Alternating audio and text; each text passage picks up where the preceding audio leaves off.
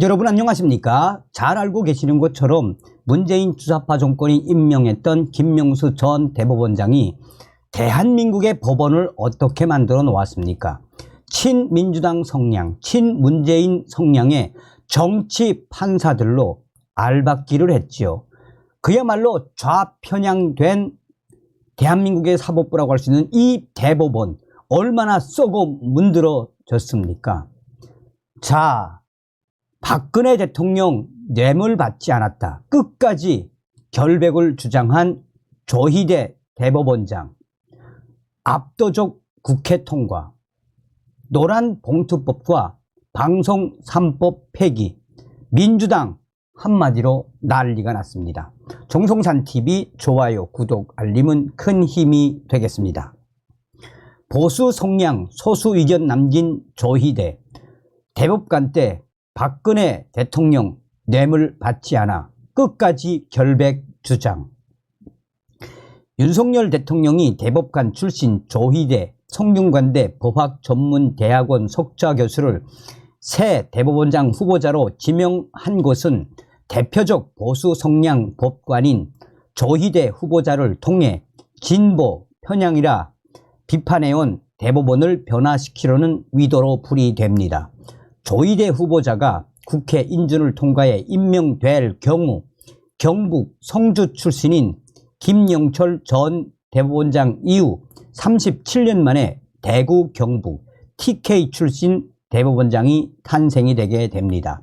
공교롭게도 윤석열 대통령이 지명한 사법부 양대 수장 후보인 이정석 헌법재판소장 후보자와 조희대 후보자는 대구 경북고와 서울대 법학과를 졸업한 동문입니다. 앞서 낙마한 이균영 전 대법원장 후보자도 경남 함안 출신으로 부산중앙고와 서울대 법학과를 졸업한 영남 출신 보수 성향 엘리트 법관이란 공통점이 있습니다. 법원 내의 대표적인 학구파인 조희대 후보자는 대법원 재판연구관, 사법연수원 교수, 대구지방법원장 등을 역임했습니다. 성전환자의 법적 지위와 국제거래, 해상운송에 관한 논문을 다수 발표했으며 사법연수원 교수 시절에는 환경법 판례 교재를 새로 만들고 민사 집행법 교재도 전면 수정하는 등 법 이론에 상당히 해박하다는 평가를 받고 있습니다. 법원 안팎에서는 선비형 법관으로 통하며 자신은 물론 주변 관리도 철저해 후배 법관 사이에 인망이 높은 것으로 알려졌습니다. 조희대 후보자는 2014년 3월 양승태 전 대법원장의 제청으로 박근혜 전 대통령에 의해 대법관으로 임명된 이후 김명수 코드에서 보수 성향 소수 의견을 많이 남겨 미스터 소수 의견으로 불리기도 했습니다. 법조계에서는 보수 성향의 조희대 후보자를 엄격한 원칙주의자라고 평가하지만 판결에서만큼은 강한 보수 성향을 드러냈습니다. 육군 법무관들이 2018년 국방부의 도서 23종 불언서적 지정에 대한 헌법상 학문의 자유를 침해한다며 헌법 소원을 냈다가 징계받은 사건에서는 군기 문란을 초래하고 국가 안전보장에 위해가 될 수 있다라며 징계가 타당하다는 소수 의견을 냈습니다. 같은 해 11월 양심적 병역 거부 처벌을 두고 열린 대법원 전원합의체 판결에서는 양심의 자유가 병역의 의무에 우선할 수 없다라며 처벌해야 한다라는 의견을 남겼습니다. 조희대 후보자는 끝까지 박근혜 대통령의 결백을 주장했으며 또한 박근혜 대통령 뇌물을 받지 않았다라고 강하게 주장했습니다. 박근혜 대통령 관련 최순실 국정농단 1차 상고심 판결에서는 별개 의견을 통해 박근혜 대통령과 공모 관계에 의한 뇌물죄 성립이 안 된다고 주장했으며 삼성 관련 말 지원 또한 무죄 취지로 파기환송해야 한다는 입장을 보였습니다.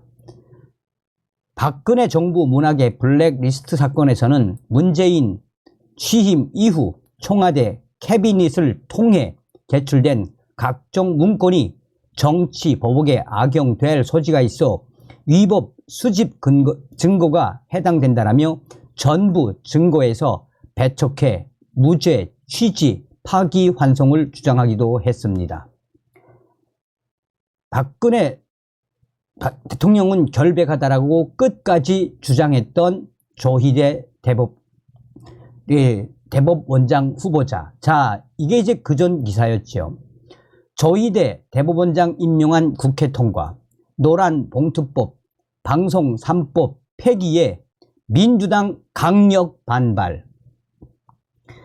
국회 본회의에서 조희대 대법원장 후보자 임명 동의안이 통과돼 대법원장 공백 사태가 74일 만에 해소가 됐습니다. 윤석열 대통령이 재의 요구권, 거부권을 행사한 노란 봉투법, 노동조합법 2, 3조 개정안과 방송 3법, 방송법, 방송문화진흥법, 한국교육방송공사법 개정안은 재부결에 붙여졌으나 부결돼 최종 폐기가 됐습니다.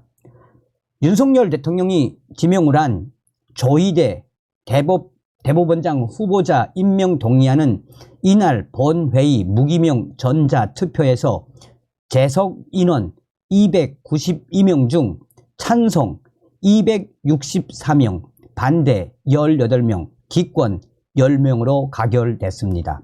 가결 요건은 재적위원 과반 출석에 출석위원 과반 찬성, 반대 기권이 28명에 그친 만큼 더불어민주당에서도 대거 찬성표를 던진 것으로 분석됩니다.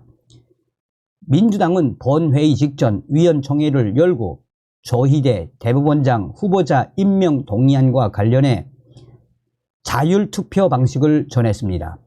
사실상 조희대 대법원장 후보자가 압도적인 이 과반수로 통과가 된 것입니다. 인사청문특별위원회 야당 간사인 진성준 민주당 의원은 후보자가 여순 사건 당시 군법회의 판결에 대한 재심 청구 사건 판결을 비롯한 여러 판결에서 보수적인 성향을 보였다라고 우려하면서도 고위공직 후보자에게 흔히 이는 개인 신상과 관련한 도덕성 등의 문제 제기가 거의 없었고 종합적으로 고려할 때 대법원장으로서 직무를 무난히 수행할 수 있을 거라고 판단했다라고 설명했습니다.